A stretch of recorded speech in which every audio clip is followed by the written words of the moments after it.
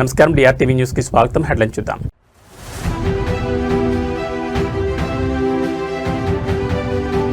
పసుపు దళం పునరుత్తేజం. మంగళగిరిలో ఘనంగా టీడీపీ నూతన కమిటీల ప్రమాణ స్వీకారం.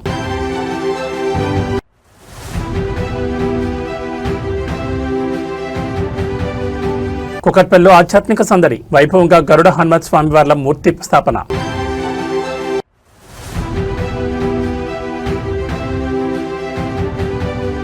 తెలంగాణ భవన్లో చేరికల చోరు. బీఆర్ఎస్ పతాకం కప్పుకున్న ఇతర పార్టీల ముఖ్య అనుచరులు.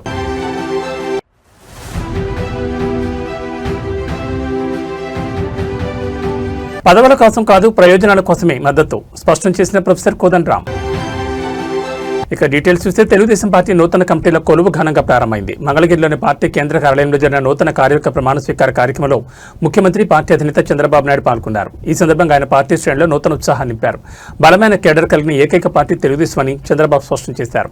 ఓటమి ఎదురైనప్పుడు చాప చుట్టేసే పార్టీలను చూశామని, కానీ గెలిచినా ఓడినా సగర్వంగా ఎగిరేది కేవలం మన పసుపు జెండా మాత్రమేనని ఆయన ఉద్ఘాటించారు. 4 దశాబ్దాల్లో ఎన్నో సంక్షోభాలను చూశామని, కార్యకర్తల పౌరుషం ఏనాడు తగ్గలేదని కొనియాడారు. సీనియర్ల గౌరవిస్తూనే కొత్త రక్తాన్ని ప్రోత్సహించామని, దాదాపు 250 మందితో పక్కా ప్రణాళికతో కమిటీలు వేశామని తెలిపారు. క్లస్టర్ ఇన్ఛార్జ్ స్థాయి నుంచి పొలిట్ బ్యూరో వరకు పదవులిచ్చి కార్యకర్త అధినేత అనే సిద్ధాంతాన్ని ఆచరణలో చూపించామని పేర్కొన్నారు. 2024 ఎన్నికల్లో సాధించిన విజయం కంటే వచ్చే ఎన్నికల్లో పార్టీకి ఇంకా అధిక ఓట్ల శాతం రావడమే లక్ష్యంగా పనిచేయాలని ముఖ్యమంత్రి దిశానిర్దేశం చేశారు. అందరూ కూడా గుండె మీద చేయబెట్టుకొని ప్రమాణం చేయాలి. ఆత్మసాక్షిగా తెలుగుదేశం పార్టీ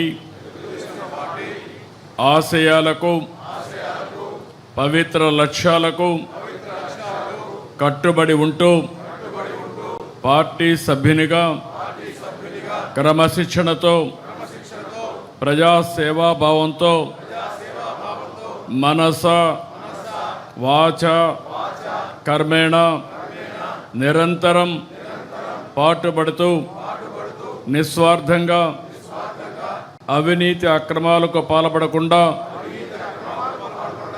దీక్షా దక్షతలతో, అంకిత భావంతో తెలుగుదేశం ప్రతిష్టను, ప్రతిపత్తిని పరిరక్షించేందుకు ఎల్లప్పుడూ కృషి చేస్తూ పార్టీ మరియు ప్రజలు నాపై ఉంచిన విశ్వాసాన్ని వమ్ము చేయకుండా నిత్య చైతన్యంతో పార్టీకి ఉజ్వల భవిష్యత్తు కల్పించేందుకై నా వంతు కర్తవ్యాన్ని, విధులను బాధ్యతాయుతంగా నిర్వహించగలనని ప్రమాణం చేస్తున్నాను.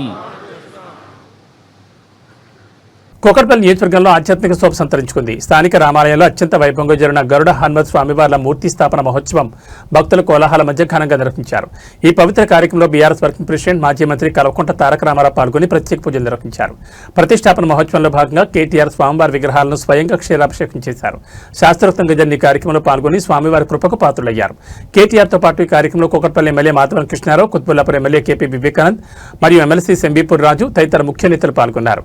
ఆలయ అర్చకులు కేటీఆర్కి వేదాశీర్వచనం అందించి తీర్థప్రసాదాలు అందజేశారు.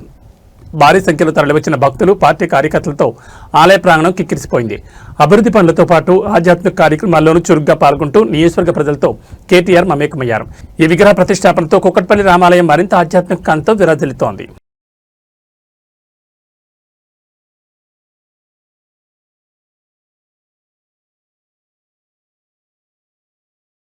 తెలంగాణ రాజకీయాల్లో చేరికల పర్వం ఊపందుకుంది. ప్రధానంగా ఉమ్మడి మహబూబ్నగర్ జిల్లా కల్వకుర్తి నియోజకవర్గంలో కాంగ్రెస్ మరియు బీజేపీ పార్టీలకు గట్టి ఎదురుదెబ్బ తగిలింది. ఆయా పార్టీలకు చెందిన పలువురు కీలక నాయకులు మరియు కార్యకర్తలు ఈరోజు తెలంగాణ భవన్ వేదికగా బీఆర్ఎస్ పార్టీలు చేరారు. కల్వకుర్తి నియోజకవర్గం నుంచి తరలివచ్చిన కాంగ్రెస్, బీజేపీ నాయకులకు బీఆర్ఎస్ ముఖ్య నేతలు గులాబీ కండువాలు కప్పి పార్టీలకు సాధారణంగా ఆహ్వానించారు. క్షేత్రస్థాయిలో పట్టున్న నాయకులు పార్టీలు చేరడంతో కల్వకుర్తి నియోజకవర్గంలో బీఆర్ఎస్ శ్రేణిలో కొత్త ఉత్సాహం నెలకొంది. పార్టీ సిద్ధాంతాలకు ఆకర్షితులై కేసీఆర్ నాయకత్వంపై నమ్మకంతోనే తాము చేరుతున్నట్లు వలస వచ్చిన నేతలు స్పష్టం చేశారు. ఈ చేరికల సందర్భంగా కల్వకుర్తి నుంచి భారీ సంఖ్యలో కార్యకర్తలు తెలంగాణ భవన్ చేరుకున్నారు. జై తెలంగాణ, జై కేసీఆర్ నినాదాలతో పార్టీ కార్యాలయం మారుమోగిపోయింది. ఎన్నికలు ఏమైనా ప్రజల పక్షాన్ని నిలబడేది కేవలం బీఆర్ఎస్ మాత్రమేనని, అందుకే ఇతర పార్టీల నుంచి భారీగా వలసలు కొనసాగుతున్నాయని పార్టీ నేతలు ధీమా వ్యక్తం చేస్తున్నారు. ఈ చేరికలు రాబోయే రోజుల్లో కల్వకుర్తి రాజకీయాలపై ఎలాంటి ప్రభావం చూపుతాయో చూడాలి. గారి ఊరు నుంచే ఈ రోజు మాడుగుల మండలం నుంచే మాడుగుల మండలం నుంచే నీ పతనానికి పునాది పడ్డది. మా శ్రీధర్ గోవిందు, అప్పారెడ్డిపల్లి గ్రామస్తులు, మరెన్నో గ్రామాలు పెద్ద ఎత్తున మీ అత్తగారి ఊరు నుంచే ఇలా తెలంగాణ భవన్కి వచ్చిండ్రు. ఎవరు పాత్ర పడుతున్నారో, ఎవరు పాత్రలో పడుతున్నారో మీరు ఒకసారి గుర్తించండి చెప్తూ, మరి ఎంతో బిజీగా ఉన్న ఈరోజు మరి శ్రీధర్ గోవింద్ గారిని, మరెందరో పార్టీలో జాయిన్ అవుతున్న ముఖ్య నాయకులందరినీ ఆశీర్వదించడానికి వచ్చిన పెద్దలు గౌరవనీయులు కేటీఆర్ గారికి మరొకసారి హృదయపూర్వక ధన్యవాదాలు చెప్తూ జై తెలంగాణ. ప్రవీణ్ అన్నకు ధన్యవాదాలు. ఇప్పుడు మనం ఎదురు చూస్తున్నటువంటి మన నాయకుడు, మన వర్కింగ్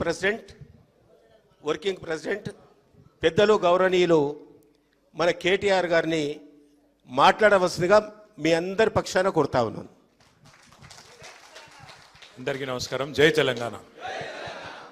గౌరవనీయులు సభాధ్యక్షులు కల్వకుర్తి మాజీ శాసనసభ్యులు పెద్దలు శ్రీ జైపాల్ యాదవ్ గారు, గౌరవనీయులు పార్టీ ప్రధాన కార్యదర్శి, మీ అందరికీ ఆప్తులు సుపరిచితులు పెద్దలు డాక్టర్ ఆర్ఎస్ ప్రవీణ్ కుమార్ గారు, గౌరవనీయులు మన మిషన్ భగీరథకి ఉపాధ్యక్షులుగా పనిచేసిన సోదరులు ఉప్పల వెంకటేష్ గారు, ఫుడ్ కమిషన్ అధ్యక్షులు గౌరవనీయులు శ్రీ గోలి శ్రీనివాసరెడ్డి గారు, సోదరిమణి మన విజితారెడ్డి గారు, అట్లాగే వేదికపైన ఆసీనులైన సీనియర్ నాయకులందరికీ, ఎల్ఎన్ రెడ్డి గారికి, జైపాల్ రెడ్డి గారికి, రమేష్ రెడ్డి గారికి, వెంకటేష్ గారికి, ఇంకా శ్రీనివాస్ రెడ్డి గారికి, విష్ణువర్ధన్ రెడ్డి గారికి, శ్రీనివాస్ యాదవ్ గారికి, నిర్మల గారికి, లాలయ్య గౌడ్ గారికి, విజయ్ గారికి, శంకర్ నాయక్ గారికి, చిటికెల శేఖర్ యాదవ్ గారికి, అందరికీ పేరు పేరున ఈరోజు పార్టీలో ఇప్పుడే చాలా ఉద్విగ్నంగా తన ప్రస్థానాన్ని వివరిస్తూ, మరి ఎందుకు ఇవాళ బీఆర్ఎస్లో నేను చేరుతున్నాను అని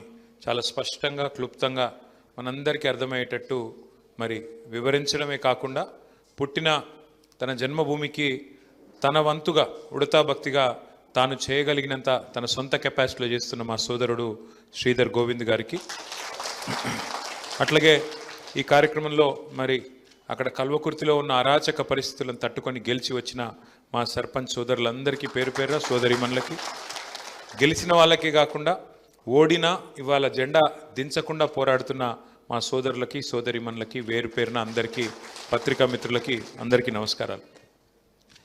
అధికారము రావడము పోవడము ఇవన్నీ కూడా రొటీన్గా జరిగే కార్యక్రమాలు. 5 ఏళ్లకు ఒకసారి ఎన్నికలు వస్తాయి. వచ్చినప్పుడు ప్రజలకి ఎవరు నచ్చితే వాళ్ళకి ఓట్లేస్తారు. ఓట్లేసిన తర్వాత ఎవరికి మెజారిటీ స్థానాలు వస్తే వారు ప్రభుత్వాన్ని నిర్వహించే బాధ్యత వారు తీసుకుంటారు. ఇది ప్రజాస్వామ్యంలో 5 ఏళ్లకు ఒకసారి జరిగే తంతు. తెలంగాణ రాజకీయాల్లో సెగలు పుడుతున్నాయి. కాంగ్రెస్ ప్రభుత్వం అవలంబిస్తున్న రైతు వ్యతిరేక విధానాలపై ప్రధాన ప్రతిపక్షం బీఆర్ఎస్ పార్టీ పోరాటం సిద్ధమైంది. ఈ క్రమంలోనే మే 6వ తేదీన రైతులతో కలిసి రాష్ట్ర వ్యాప్త భారీ నిరసన కార్యక్రమానికి పిలుపునిచ్చారు. బీఆర్ఎస్ అధినేత కేసీఆర్ మరియు వర్కింగ్ ప్రెసిడెంట్ కేటీఆర్ రైతుల డిక్లరేషన్ హామీలను విస్మరించిన కాంగ్రెస్ ప్రభుత్వానికి కళ్లు తెరిపించేలా మే 6వ తేదీన రాష్ట్ర వ్యాప్తంగా అన్నదాతలతో కలిసి బీఆర్ఎస్ భారీ ఎత్తున నిరసనలు చేపట్టనుంది. కాంగ్రెస్ ప్రభుత్వం మాట తప్పిందని, ఎన్నికల ముందు ఇచ్చిన హామీలను తుంగలో తొక్కిందని బీఆర్ఎస్ మండిపడుతోంది. ఇది ఏమాత్రం విశ్వసనీయత లేని ప్రభుత్వం అని కేటీఆర్ విమర్శించారు. అనాదిగా తెలంగాణ విషయంలో కాంగ్రెస్ పార్టీ అనుసరించిన ద్రోహపూరిత వైఖరిని నేతలు ఎండగట్టారు. నీళ్లు, నిధులు, నియామకాల విషయంలో కాంగ్రెస్ ఎప్పుడు తెలంగాణకు అన్యాయమే చేస్తూ వస్తుందని ధ్వజమెత్తారు. కేసీఆర్ పాలన వర్సెస్ కాంగ్రెస్, కేసీఆర్ గారి నేతృత్వంలో తెలంగాణ రాష్ట్రాన్ని సాధించుకున్న తర్వాత రైతు బంధు, ఉచిత విద్యుత్ వంటి పథకాలతో రైతాంగం స్వర్ణయుగం చూసిందని, కానీ ఇప్పుడు కాంగ్రెస్ హయాంలో మళ్లీ కరెంటు కష్టాలు, ఎరువుల కొరత మొదలయ్యాయని బీఆర్ఎస్ ఆవేదన వ్యక్తం చేస్తోంది. కాంగ్రెస్ పార్టీ, కాంగ్రెస్ ప్రభుత్వం విశ్వసనీయత లేనటువంటి ప్రభుత్వం, పార్టీ. అనాదిగా తెలంగాణ విషయంలో ద్రోహాన్ని, దుర్మార్గపు వైఖరిని కొనసాగించింది. కేసీఆర్ గారి నేతృత్వంలో తెలంగాణ రాష్ట్ర సాధనోద్యమం జరిగి తెలంగాణ రాష్ట్రాన్ని సాధించుకున్న తర్వాత అప్పటి వరకు వ్యవసాయం అంటే దండగా అనేటువంటి పరిస్థితి నుండి తెలంగాణలో వ్యవసాయాన్ని పండగగా తీర్చిదిద్దినటువంటి గొప్ప నాయకుడి చేతి నుండి అధికారాన్ని కైవసం చేసుకోవడం కోసం ఎంత నీచానికైనా ఒడిగట్టడం కాంగ్రెస్ పార్టీ నైజానికి నిదర్శనం అనడానికి నిదర్శనం రైతు డిక్లరేషన్. వరంగల్లో జరిగినటువంటి రైతు డిక్లరేషన్కు కాంగ్రెస్ పార్టీని అధికారంలోకి తీసుకురావడానికి స్వయంగా కాంగ్రెస్ పార్టీ అగ్రనాయకుడైనటువంటి రాహుల్ గాంధీ గారు వచ్చి ఇచ్చినటువంటి హామీని నమ్మి ఓట్లేసినటువంటి తెలంగాణ రైతాంగానికి ఈ 2.5 సంవత్సరాల కాలంలో మళ్లీ వ్యవసాయం అంటే దండగానేటువంటి దుస్థితిని పునరావృతం చేస్తున్నటువంటి దుర్మార్గపు పాలన కొనసాగుతున్నది. కాబట్టి అన్ని పంటలకు కూడా బోనస్ ఇస్తామనేటువంటి హామీ ఇచ్చి ఇవాళ ఏ పంటను కూడా కొనలేనటువంటి దయనీయమైనటువంటి స్థితి. ప్రత్యేకించి మక్కలు పండించినటువంటి రైతుల పరిస్థితి చాలా దయనీయంగా తయారైంది. ఈరోజు పత్తి పంటను పండించి నష్టపోతే ఆ నష్టం నుండి బయటపడడానికి మక్కను ఆశ్రయిస్తే కుప్ప తెప్పలుగా పండినటువంటి మక్కను కొనేటువంటి స్థితిలో ఈ ప్రభుత్వం లేకపోవడం వల్ల 250 రూపాయలు 240 రూపాయలకు అమ్ముకోవాల్సినటువంటి మక్కల్ని 170 180 రూపాయలకు అమ్ముకునేటువంటి దుస్థితికి కారణం కాంగ్రెస్ ప్రభుత్వం, రేవంత్ రెడ్డి పాలన నిర్వాహకం. కాబట్టి రైతుల కోసం, తెలంగాణ ప్రయోజనాల కోసం ఆవిర్భవించినటువంటి పార్టీగా బీఆర్ఎస్ పార్టీ నాయకులమైనటువంటి మేమందరం కూడా కాంగ్రెస్ పార్టీ చేసినటువంటి దాష్టీకాలన్నిటికీ లో కూడా అగ్రభాగాన నిలిచేది రైతు డిక్లరేషన్. కాబట్టి మే 22వ తారీఖు నాడు తెలంగాణలో ఉండేటువంటి ప్రత్యేకించి వరంగల్ ప్రాంత రైతాంగం అంతా తరలివచ్చి మే 6వ తారీఖు నాడు ఖచ్చితంగా ఈ దుర్మార్గపు పాలనను నిరసించాలి. ఏ హామీలైతే వాళ్ళు ఇవ్వడం జరిగిందో అవి అమలు చేయాలనేటువంటి డిమాండ్తో కార్యక్రమం ఉంటుందనేటువంటి హెచ్చరిక చేస్తూ మే 6వ తారీఖులోపు ప్రభుత్వం ఇచ్చినటువంటి హామీకి అనుగుణంగా అన్ని పంటల్ని కూడా కొనుగోలు చేసి రైతాంగాన్ని ఆదుకోవాలి. లేని పక్షంలో జరగబోయేటువంటి విపరీత పరిణామాలకు ఇదటి మొదటి అడుగు అనేటువంటి హెచ్చరిక చేస్తూ సెలవు తీసుకుంటారు. రాజకీయాల్లో నిత్యం బిజీగా ఉండే బీఆర్ఎస్ వర్కింగ్ ప్రెసిడెంట్ కేటీఆర్ తాజాగా యువతకు ఒక హృదయమైన సందేశాన్ని ఇచ్చారు. నేటి మురుకుల పరుల జీవితంలో మనం ఎన్నో కోల్పోతున్నామని, ముఖ్యంగా తల్లిదండ్రులకు ఇవ్వాల్సిన సమయం ఇవ్వలేకపోతున్నామని ఆయన ఆవేదన వ్యక్తం చేశారు. యువతను ఉద్దేశించి ఆయన చేసిన ఈ వ్యాఖ్యలు ఇప్పుడు సోషల్ మీడియాలో అందరినీ ఆలోచింపచేస్తున్నాయి. జీవితంలో మనం ఎంత ఎదిగినా, ఎంత సంపాదించినా మన అమ్మానాన్నలతో గడిపే సమయమే అత్యంత విలువైంది. వీలైనంత ఎక్కువ సమయం వారితో గడపండి అని కేటీఆర్ సూచించారు. మనం మన తల్లిదండ్రులను దగ్గరకు తీసుకుని ఆప్యాయంగా హత్తుకుంటే వారి కళ్ళలో కనిపించే ఆ తృప్తి, ఆనందం మరెక్కడ దొరుకుతుందని ఆయన ఎమోషనల్ అయ్యారు. సమయం చాలా వేగంగా గడిచిపోతోంది. రేపు అనేది మన చేతిలో లేదు. ఒకసారి వెనక్కి తిరిగి చూసుకుంటే మనకంటూ కొన్ని మధుర జ్ఞాపకాలు మిగలాలి అంటూ వారితో గడపడం ఒక్కటే మార్గం అని యువతకు దిశానిర్దేశం చేశారు. మనం సంపాదించే ఆస్తుల కంటే తల్లిదండ్రులతో మనం సంచుకున్న ప్రేమపూర్వక క్షణాలే జీవితాంతం మనల్ని నడిపిస్తాయని ఆయన పేర్కొన్నారు. రాజకీయ నేతగా కాకుండా ఒక బాధ్యత గల కుమారుడిగా కేటీఆర్ ఇచ్చిన ఈ సందేశం ప్రతి ఒక్కరి గుండెను హత్తుకుంటోంది. మరి మీరు ఈరోజు మీ అమ్మానాన్నలతో మాట్లాడారా? వారితో కాసేపు సమయం గడిపారా? ఒకసారి ఆలోచించండి. I don't know your dad, but trust me, just go give him a hug and kiss him. He'll love it. Honestly, I'm not even kidding. After going home, you need to. No, I'm a dad today. I have a 20-year-old son and a 17-year-old daughter. I can tell you, today, when I look back, girls and boys, I'll tell you one thing, please remember this. Life goes by in a jiffy. In the blink of an eye, time అయిపోతుంది, మనకు అర్థం కూడా కాదు. ఇప్పుడు when you're sitting here, see, every single moment that we spend on this planet, time and space make it very unique. That those two coordinates make every single occasion, every single situation unique.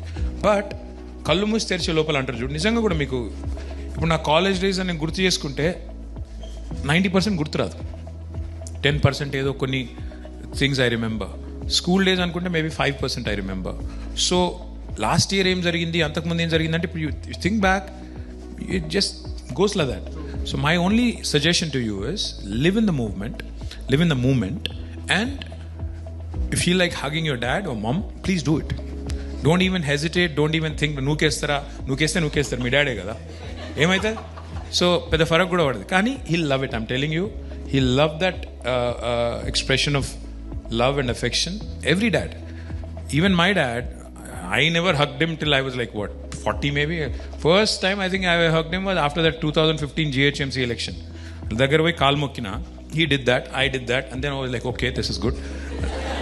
This was more recent, my birthday. So aitadi in India especially, male children and dads have this problem, whereas girls on the other hand, they are affectionate. పోయి మీద పడతారు, తంతారు, గుద్దుతారు. So వాళ్ళకి నడుస్తుంది డాడ్స్తోని. But I think you're a boy and you should do it also, and I think your dad will love it. Absolutely, this is something that I will. Please share in socials what happens. If it is a positive thing, ఏదైనా okay, I'll do this.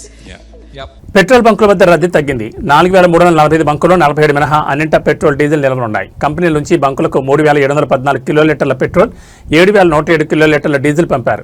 బంకుల ద్వారా ఈ రోజు వినియోగదారులకు 1,168 కిలోలీటర్ల petrol, 2,086 కిలోలీటర్ల diesel పంపిణీ చేశారు. 3 జిల్లాల్లో మాత్రమే 10కి పైగా బంకుల్లో నో స్టాక్ బోర్డు దర్శనమిస్తున్నాయి. పశ్చిమ గోదావరి, కడప, తిరుపతి జిల్లాలో మూతబడిన బంకులకు స్టాక్ సరఫరా కోసం అధికారులు చర్యలు చేపట్టారు. విశాఖ, అనకాపల్లి, పోలవరం, గుంటూరు జిల్లాలోని అన్ని బంకుల్లో స్టాక్ ఉంది. ఇతర జిల్లాల్లో అక్కడక్కడ 1-2 బంకుల్లో మాత్రమే నో స్టాక్ అని కనిపిస్తున్నాయని సంబంధిత అధికారులు వెల్లడించారు.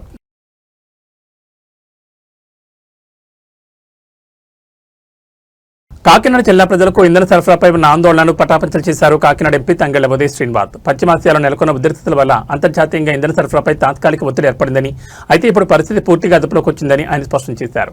కేవలం మాటలతోనే కాకుండా స్వయంగా క్షేత్రస్థాయిలోకి వెళ్లి ప్రజల్లో భరోసా కల్పించారు. కాకినాడలోని సూర్యచంద్ర ఫిల్లింగ్ స్టేషన్ చేరుకున్న ఆయన అక్కడ స్వయంగా ఆయిల్ ట్యాంకర్ను అన్లోడ్ చేయడమే కాకుండా వాహనదారులకు స్వహస్తాలతో పెట్రోల్ నింపి అందరినీ ఆశ్చర్యపరిచారు. పెట్రోల్, డీజిల్ సరఫరాలో ఎటువంటి కొరత లేదని, వినియోగదారులు ఆందోళన చెందాల్సిన అవసరం లేదని ఈ సందర్భంగా ఆయన పిలుపునిచ్చారు.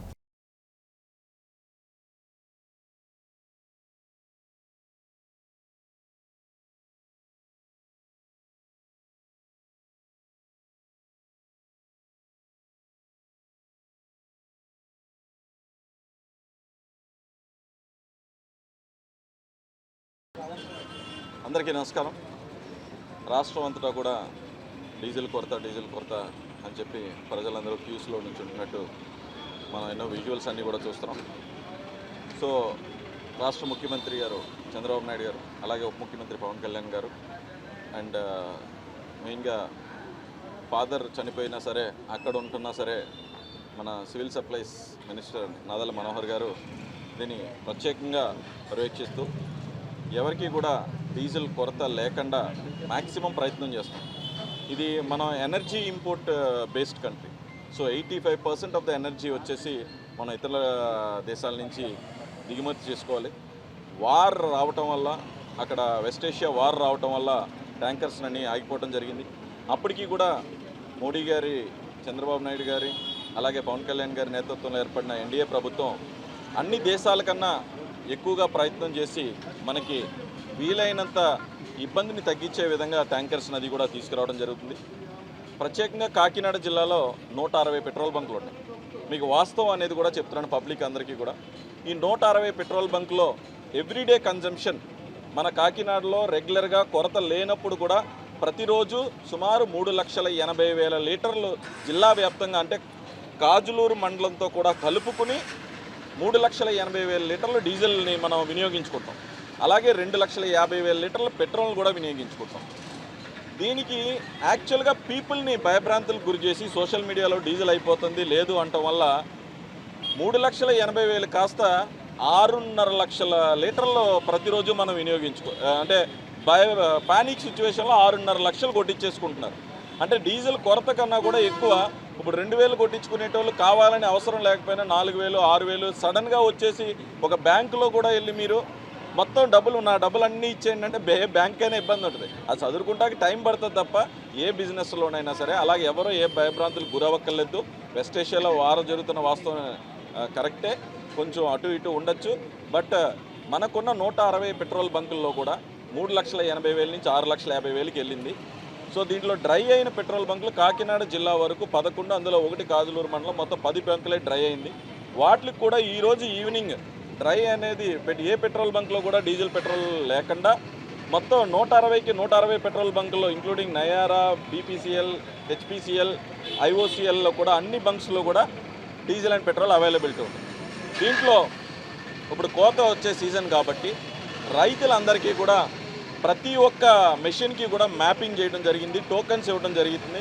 ఫస్ట్ ప్రయారిటీలో రైతులు ఎవరో ఇబ్బంది పడకూడదని చెప్పి ప్రతి మిషన్కి కూడా రోజుకి 12 గంటలు పనిచేసే విధంగా 70 లీటర్లు దానికి ఏర్పాటు చేసే విధంగా సివిల్ సప్లైస్ మినిస్టర్ గారు, మేము అందరూ, ముఖ్యమంత్రి గారు, ఉప ముఖ్యమంత్రి గారు ఆదేశాల మేరకు ఇక్కడ పనిచేస్తున్నాం.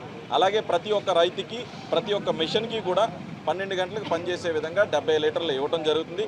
ఎక్కడ ఇబ్బంది వచ్చినా, ఎవరికి ఇవ్వలేకపోయినా సరే మీరు కంపల్సరీ డిఎస్ఓ గారిని కానీ, ఎంపీ కార్యాలయం కానీ, అక్కడ ఉన్న సివిల్ సప్లైస్ అధికారులను కానీ మీరు సంప్రదించవచ్చు. ఎవరికి ఏ ఆటంకం లేకుండా ఈ స్మూత్ సప్లై ఆఫ్ ఎనర్జీని ఇవ్వటం కోసం మేము అందరం కృషి చేస్తున్నాం. అలాగే డిప్యూటీ తహసీల్దార్స్ని వైజాగ్ కూడా పంపడం జరిగింది. వైజాగ్ పంపించి అక్కడ ఉండి ప్రత్యేకంగా అక్కడ ఉండి టెర్మినల్స్ నుంచి రాజమండ్రి నుంచి వైజాగ్ నుంచి టెర్మినల్స్ నుంచి వచ్చే దగ్గర కూడా ఇబ్బంది లేకుండా కాకినాడ జిల్లా వరకు నెంబర్ 1 పొజిషన్లో ఏ ఇబ్బంది లేకుండా సర్వీస్ చేయడం జరుగుతుంది. ఎవరు పానిక్ గురవద్దు. నిజంగా తగ్గినప్పుడు ప్రభుత్వమే నోటిఫై చేస్తుంది.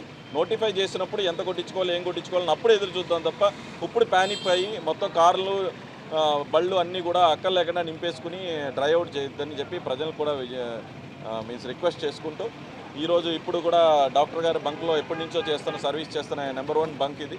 ఇప్పుడు కూడా ట్యాంకర్ అన్లోడ్ చేయడం జరుగుతుంది. సో పబ్లిక్ అందరూ కూడా క్యూస్ అన్నీ కూడా తగ్గిపోయినాయి. సో స్మూత్ సప్లై ఉంటుంది. డెఫినెట్లీ ఏదైనా ఉద్దేశం ఉంటే కనుక గవర్నమెంట్ నోటిఫై చేస్తే అప్పటి వరకు ఎవరో భయపడద్దని చెప్పి అందరినీ I'm requesting all of you. Thank you very much. Telangana నూతన డీజీపీగా సివి ఆనంద్ ఎంపిక చేస్తూ ప్రభుత్వం మంగళవారం ఉత్తర్వులు జారీ చేసింది. ప్రస్తుతం డీజీపీ శివధారెడ్డి గురువారం పదవి విరమణ చేస్తున్న నేపథ్యంలో ఆయన స్థానంలో ఆనంద్ మే 1న బాధ్యతలు చేపట్టనున్నారు. ప్రస్తుతం ఆయన హోంశాఖ ప్రత్యేక ప్రధాన కార్యదర్శిగా పనిచేస్తున్నారు. సుప్రీంకోర్టు మార్గదర్శకాల మేరకు యూపీఎస్సీ ద్వారా ఎంపికైన ఆనంద్ 2 ఏళ్ల పాటు ఆ పోస్టులో కొనసాగనున్నారు. 22 ఏళ్ల వయసులో మొదటి ప్రయత్నంలోని ఐపీఎస్కి ఎంపికైన ఆనంద్ 34 ఏళ్ల పాటు ఉమ్మడి రాష్ట్రం తెలంగాణలో అనేక విభాగాల్లో సుదీర్ఘ సేవలు అందించారు. సిఐడిలో పనిచేస్తున్న సమయంలో కృషి బ్యాంక్ కేసులో ప్రధాన నిందితులు బ్యాంకాక్లో నక్కిన కొసరాజు వెంకటేశ్వరరావును భారత్కు రప్పించడంలో ప్రత్యేక చొరవ తీసుకుని సిఐడి సాధించిన కీలక విజయాల్లో ఒకటిగా నిలిచారు. స్వతహాగా క్రికెట్ క్రీడాకారుడైన ఆనంద్ చదువుకునే రోజుల్లోనే అండర్-22కు ఎంపికయ్యారు.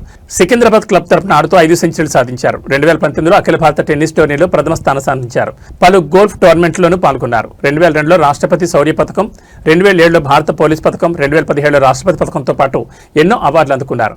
పూర్తిస్థాయి డీజీపీ ఎంపికకు సంబంధించి కొంతకాలంగా వివాదం నడుస్తున్న సంగతి తెలిసిందే. ఉత్తరప్రదేశ్ మాజీ డీజీపీ ప్రకాష్ సింగ్ కేసులో డీజీపీ ఎంపికై తాము జారీ చేసిన మార్గదర్శకాలను చాలా రాష్ట్రాలు పట్టించుకోవడం లేదని సుప్రీంకోర్టు తెలంగాణతో పాటు కొన్ని రాష్ట్రాలపై ఆగ్రహం వ్యక్తం చేసింది. దీంతో రాష్ట్ర ప్రభుత్వం సుప్రీం మార్గదర్శకాలకు అనుగుణంగానే అర్హులైన అధికారులతో కొన్ని జాబితాను పలుమార్లు యూపీఎస్సీకి పంపింది. కానీ అందులో తప్పులు దొర్లాయని యూపీఎస్సీ తిప్పి పంపింది. వీటన్నిటిని సరిదిద్ది చివరిగా గత ఫిబ్రవరిలో పంపిన జాబితా నుంచి సివి ఆనంద్, వినయ్ ప్రభాకర్ ఆప్టే, సౌమ్య మిశ్రాల పేర్లను ఎంపిక చేసిన యూపీఎస్సీ ఈ వివరాలను తిరిగి రాష్ట్ర ప్రభుత్వానికి పంపింది. ఈ ముగ్గురు నుంచి సర్కార్ ఇప్పుడు సివి ఆనంద్ను డీజీపీగా ఎంపిక చేసింది.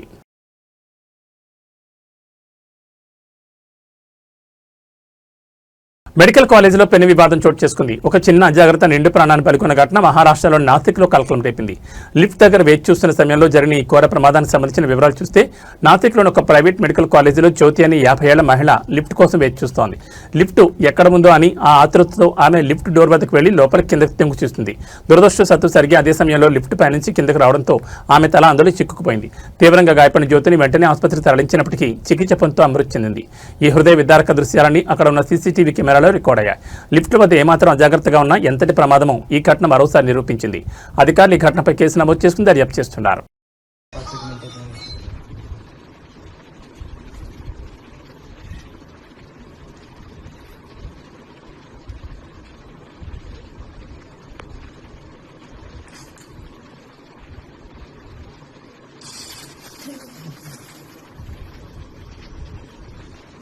ती लिफ्ट मी बोललेली नाही ती लिफ्ट वरतून आलेली पेशंट आलं तिथे पेशंट नाही परमांशला गाठ करून टाकला काय तू विनंती केली ना परमांश नाही नाही लिफ्ट नाही ना कोणी अजून ना आज पैसे तर आले दिले ना काय तो तिथं जीव गेलेला आहे तो जागच गेले तिथं जीव गेलेला आहे काही एवढा वेळ थोडी लागलं हे सुद्धा नाही वरतून लिफ्ट बोलायला शिवाय येत नसती वरतून लिफ्ट आली कसं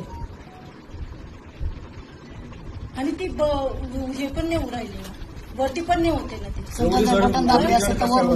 वरती पण होत नाही ना ती ही वरतून लिफ्ट बोलवलेली वरतून खाली बोलवलेली तिचा हात पाय तिचं काही तिला माहितीच नाही ती लिफ्ट तिथे खाली बटन दाबलेली कोणते वरची आता व्हिडिओ दाखवा आम्हाला वरती कोण होता ते बी दाखवा 2 मिनिटं थांबी पुरं उद्या ना टायमिंगला पुरं करतो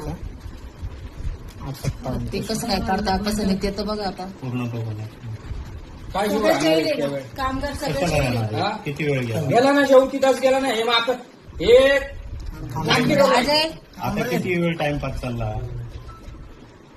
आहे का एकतरी कर्मचारी सगळं काम करू राहिले आहे का डील तर आहे का तिथं कोणी आहे का तिथं प्रशासन आहे त्यांचं एवढं जिल्ह्यात का त्यांचेच कामगार काम करू राहिले फक्त. हा म्हणजे नेमकं मर्डर बिडर आहे काय?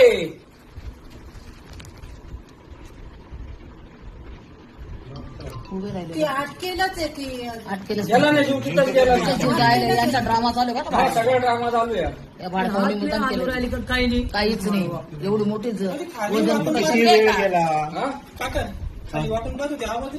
कोणाला आवाज दिला की नाही? ती कोणाला आवाज देते का कोणाला पाहिजे होतं. एक तर खालची सीएडीचं ते हे घ्या. 2 मिनिट थांबा रे. हे निघाल्यानंतर आहे ना त्या टाइम त्यांनी काहीच केलेलं नाही. नाही, शक्यच नाही, शक्य नाही. एवढा वेळ तुम्ही व्हेंटिलेटर का ठेवलं?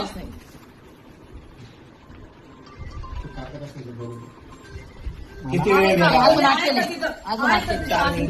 अजून सुद्धा नाही. किती वेळ गेला? 4 मिनिटं गेले. पूर्ण 9 मिनिटाची फुटेज. 9 मिनिटात कोणता माणूस कोणता माणसाचा जीव राहणार आहे? एवढं वजन केवढं येते? साधं वजन आहे का? कोणीच नाही. डॉक्टर येईलच नाही.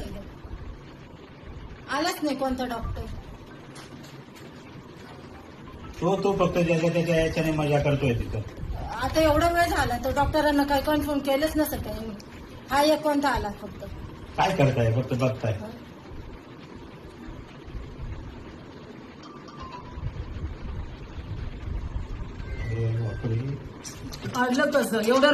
బిగ్ బాస్ ఫేమ్ నటి అశ్వరెడ్డి మరోసారి వార్తల్లో నిలిచారు. గత కొంతకాలంగా వివాదాల దూరంగా ఉంటున్న ఈ బ్యూటీ ఇప్పుడు ఒక సంచలన ఆడియో కాల్తో సోషల్ మీడియాను షేక్ చేస్తున్నారు. ఒక వ్యక్తితో అశ్వరెడ్డి జరిపిన సంభాషణ ఇప్పుడు నెట్టింట వైరల్గా మారింది. ఆ ఆడియోలో ఉన్న ముఖ్యాంశాలు గమనిస్తే కేవలం డబ్బుల విషయంలోనే ఈ వివాదం నడుస్తున్నట్లు అర్థమవుతోంది. నాకు మే నెల వరకు టైం ఇస్తే నీకు రావాల్సిన 1.5 కోట్లు వెనక్కి ఇచ్చేస్తాను, అంతవరకు ఆగాల్సిందే అంటూ అశ్వ స్పష్టం చేశారు. కాదు కూడదని నాపై ఒత్తిడి తెస్తే నేను కూడా ఎదురు కేసు పెడతాను, నన్ను ఇబ్బంది పెట్టాలని చూస్తే ఊరుకోరని సదరు వ్యక్తిని హెచ్చరించారు. మా ఇంట్లో వారిని గొడవలోకి తీసుకురావద్దు, అది పద్ధతి కాదు అని హెచ్చరిస్తూనే సమస్యను సామరస్యంగా పరిష్కరించుకుందామని కోరారు. ఈ వివాదాన్ని పరిష్కరించడానికి ప్రవీణ్ మరియు ప్రముఖ జ్యోతిష్యుడు వేణుస్వామితో మాట్లాడదామని, వారు చెప్పినట్లు విందామని అశ్వరెడ్డి ఆ ఆడియోలో పేర్కొనడం ఇప్పుడు చర్చనీయాంశంగా మారింది. అయితే ఈ ఆడియోలో వినిపిస్తున్న గొంతు నిజంగా ఆమెదేనా? అసలు ఆ 1.5 కోట్ల వివాదం దేనికి సంబంధించింది? ఈ విషయంలో వేణుస్వామి ప్రస్తావన ఎందుకు వచ్చింది అనే కోణంలో సోషల్ మీడియాలో రకరకాల చర్చలు నడుస్తున్నాయి. దీనిపై అశ్వరెడ్డి నుంచి ఇంకా అధికారిక స్పందన రావాల్సి ఉంది. వెంకీ, నువ్వు ఇప్పుడు మళ్ళీ ప్రవీణ్ అక్కకు ఫోన్ చేసావు అని చెప్పి కాల్ చేసింది నాకు. Okay, that is your wish, చేసావు. నేను ఇప్పుడు నీకు మళ్ళీ చెప్తున్నాను, మే వరకు టైం ఇస్తే నీకు 1.5 తిరిగి వెనక్కి ఇచ్చేస్తాను త్రూ అకౌంట్. అర్థమైందా? త్రూ అకౌంట్ మే వరకు టైం ఇస్తే నేను నీకు మళ్ళీ వెనక్కి ఇచ్చేస్తాను. ఆ మిగిలిన డబ్బులు అంటావా, నేను లైఫ్ లో సెటిల్ అయినప్పుడు నా దగ్గర ఉన్నప్పుడు నేను ఇస్తాను. అది కూడా నేను ఇవ్వను అనట్లేదు. లేదు కుదరదు, నాకు ఇదంతా అవ్వదు అంటే పెద్ద మనుషులకి నువ్వే ఫోన్ చేసావు కదా. నా జీవితంలో పెద్ద మనుషులు ప్రవీణ గారు మాత్రమే. సో ఆ ప్రవీణ అక్కకి వేణుస్వామిని పెడతావా లేకపోతే ఇంకెవరినైనా పెట్టుకుంటావా, నేను పిలుస్తాను, నువ్వే పిలుచుకో. ఓకే, నేను ఇంకా నీ ముఖం చూడాలనుకోవట్లేదు, ఈ విషయం గురించి మాట్లాడాలనుకోవట్లేదు. నాకు మే అనే ఒక్క టార్గెటే కనబడుతుంది. మే వరకు నేను నీకు డబ్బులు ఇవ్వాలి అంతే. లేదు కాదు అంటే నేనే పెడతాను హెరాస్మెంట్ కేసు. ఎందుకంటే మా అక్కని ఇన్వాల్వ్ చేస్తున్నాడు, మా మమ్మీని ఇన్వాల్వ్ చేస్తున్నాడు, లేకపోతే మా ఇంటికి వస్తానంటున్నాడు. అసలు నా పర్మిషన్ లేకుండా నువ్వు మా ఇంటికి రావడం ఏంటి, లేకపోతే నేను మీ ఇంటికి వెళ్ళడం ఏంటి? ఇంట్లో ఇన్వాల్వ్ చేసుకోకుండా నువ్వు నేను మాట్లాడాలి, నువ్వు నేను సాల్వ్ చేసుకోవాలి అంటే నా వైపు నుంచి ప్రవీణ్ అక్క వేణుస్వామి మధ్యలో కూర్చుంటారు. మే వరకు నేను ఆ డబ్బులు సెటిల్ చేస్తాను. అది తెలుగు సినిమా అంటేనే రంగుల ప్రపంచం. ఈ ప్రపంచానికి 4 బలమైన మూలస్తంభాలు మన అగ్ర కథానాయకులు చిరంజీవి, బాలకృష్ణ, వెంకటేష్ మరియు నాగార్జున. దశాబ్దాలు గడుస్తున్న, తరాలు మారుతున్న వీరి క్రేజ్ మాత్రం తగ్గలేదు సరికదా. నవతరం హీరోలకు ధీటుగా వరుస సినిమాలతో బాక్సాఫీస్ వద్ద సత్తాహాడుతున్నారు. తాజాగా ఈ 4 హీరోలు తమ కొత్త సినిమాలతో అభిమానులను అలరించేందుకు సిద్ధమయ్యారు. వరుస విజయాలతో జోరు మీద ఉన్న మెగాస్టార్ చిరంజీవి పక్కా ప్లానింగ్ తో సినిమాలు పట్టాలెక్కిస్తున్నారు. వాల్తేరు వీరయ్య వంటి బ్లాక్ బస్టర్ తర్వాత దర్శకుడు బాబీతో మరోసారి చేతులు కలిపారు చిరంజీవి. కేవీఎన్ ప్రొడక్షన్స్ నిర్మిస్తున్న ఈ భారీ కమర్షియల్ ఎంటర్టైనర్ త్వరలోని షూటింగ్ ప్రారంభించుకోనుంది. ఇది పూర్తయిన వెంటనే దసరా ఫేమ్ శ్రీకాంత్ పోదిల దర్శకత్వంలో మరో వైవిధ్యమైన సినిమాకు మెగాస్టార్ గ్రీన్ సిగ్నల్ ఇచ్చారు. రాజకీయాల్లో, సామాజిక సేవలో ఎంత బిజీగా ఉన్నా సినిమాల విషయంలో బాలయ్య రూటే వేరు. ప్రస్తుతం గోపీచంద్ మల్లిని దర్శకత్వంలో ఒక మాస్ యాక్షన్ మూవీ చేస్తున్న బాలయ్య దీంతో పాటే కొరటాల శివ దర్శకత్వంలో మరో సినిమాను సమాంతరంగా పూర్తి చేయనున్నారు. వివేక్ ఆత్రేయ, విజయ్ కనకమేడల వంటి యంగ్ డైరెక్టర్ల కథలకు కూడా బాలకృష్ణ పచ్చజెండా ఊపినట్టు తెలుస్తోంది. ఇక వెంకీ మామ ఎప్పుడు తనదైన స్టైల్లో సైలెంట్ గా వచ్చి హిట్ కొట్టడంలో దిట్ట. ప్రస్తుతం మాటల మాంత్రికుడు త్రివిక్రమ్ దర్శకత్వంలో ఆదర్శ కుటుంబం హౌస్ నెంబర్ 47 చేస్తున్నారు. ఈ మూవీ తర్వాత multi starrer king Anil Ravipudi direction లో క్రేజీ మూవీ పట్టాలెక్కనుంది. ఇది 2027 సంక్రాంతి కానుక విడుదలయ్యే అవకాశం ఉంది. Style and energy care of address అయిన నాగార్జున తన కెరీర్ లో అత్యంత ప్రతిష్టాత్మకమైన 100వ సినిమాపై దృష్టి పెట్టారు. కార్తీక్ దర్శకత్వంలో తెరకెక్కుతున్న ఈ సినిమాలో సీనియర్ హీరోయిన్ టబు కీలక పాత్రలో నటిస్తున్నారు. ఈ ప్రాజెక్ట్ తర్వాత కళ్యాణ్ కృష్ణ దర్శకత్వంలో అక్కినేని హీరోలందరూ కలిసి నటించే ఒక ఫ్యామిలీ డ్రామా రూపొందే అవకాశాలు పుష్పంగా ఉన్నాయి. చూసారుగా, వేగంలోనూ వైవిధ్యంలోనూ యంగ్ హీరోలకి ఏమాత్రం తగ్గకుండా ఈ నలుగురు పిల్లర్స్ దూసుకుపోతున్నారు. వీరు రాబోయే సినిమాలు బాక్సాఫీస్ వద్ద ఎలాంటి వండర్స్ క్రియేట్ చేస్తాయో చూడాలి మరి.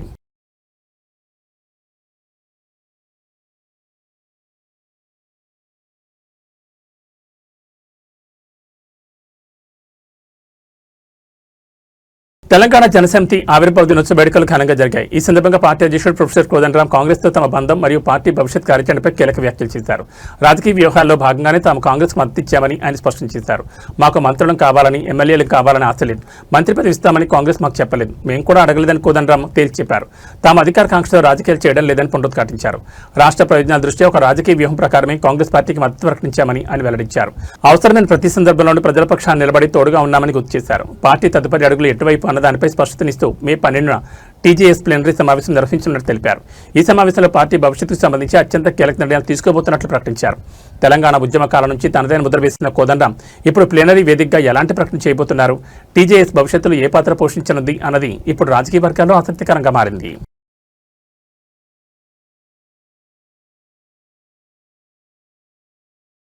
ఉత్తరప్రదేశ్లోని ఆగ్రాలో ఒక భారీ ప్రమాదం త్రుటిలో తప్పింది. అచ్చేరా మార్కెట్లోని ఒక టైలర్ షాప్లో అకస్మాత్తుగా అగ్ని ప్రమాదం సంభవించింది. అయితే అక్కడ ఉన్నవారి సమయస్ఫూర్తి వల్ల ప్రాణ నష్టం జరగకుండా పెను ప్రమాదం తప్పింది. ఆగ్రా అచ్చేరా మార్కెట్లోని ఒక టైలర్ షాప్లో బట్టలు ఇస్త్రీ చేస్తున్న సమయంలో ఈ ప్రమాదం జరిగింది. ఇస్త్రీ కోసం ఉపయోగిస్తున్న గ్యాస్ సిలిండర్ నుంచి ఒక్కసారిగా లీకేజ్ ఏర్పడి మంటలు చెలరేగాయి. క్షణాల్లో మంటలు షాప్ అంతటా వ్యాపించడంతో చుట్టుపక్కల దుకాణదారులు, ప్రజలు తీవ్ర భయాందోళనకు గురయ్యారు. ప్రమాదం జరిగిన వెంటనే షాప్ సిబ్బందిని మరియు స్థానికులు ఏమాత్రం పానిక్ అవ్వకుండా ధైర్యంగా స్పందించారు. అందుబాటులో ఉన్న నీళ్లతో మరియు ఇతర సాధనాలతో మంటలను అదుపు చేసేందుకు తీవ్రంగా ప్రయత్నించారు. స్థానికుల వేగవంతమైన స్పందన వల్ల మంటలు పక్కన ఉన్న షాపులకు మరియు గ్యాస్ సిలిండర్ పేలకుండా నిరోధించగలిగారు. దీంతో అందరూ ఊపిరి పీల్చుకున్నారు. ఇలాంటి సమయాల్లో భయపడకుండా సమయస్ఫూర్తితో వ్యవహరిస్తే ఎంతటి ప్రమాదాన్నైనా అడ్డుకోవచ్చని ఈ ఘటన నిరూపించింది. ఏదేమైనా రద్దీగా ఉండే మార్కెట్ ప్రాంతాల్లో ఇలాంటి ప్రమాదాలు జరగడం పట్ల స్థానికులు అప్రమత్తంగా ఉండాలని అధికారులు సూచిస్తున్నారు.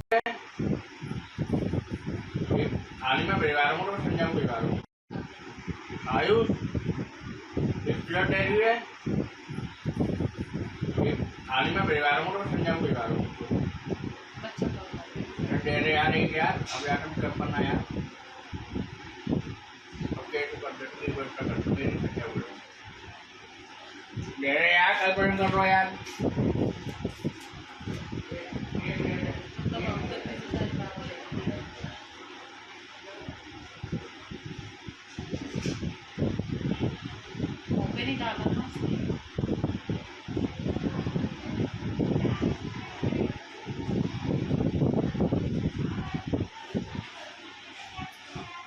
नहीं बैठी चाहिए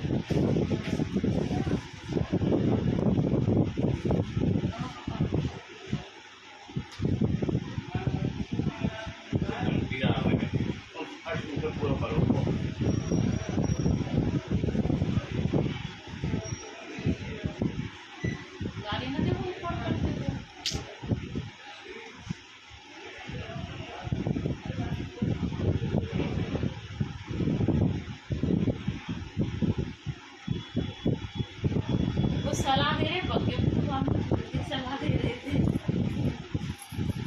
दाल पानी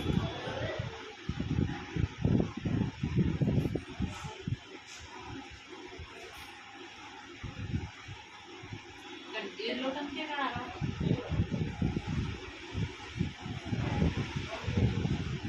जाना बगल में पटोगा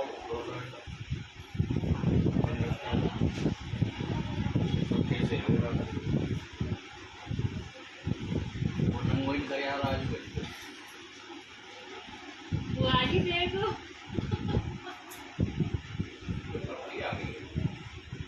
ఏబీ బులెటిన్ విశేషాలు. నమస్కారం.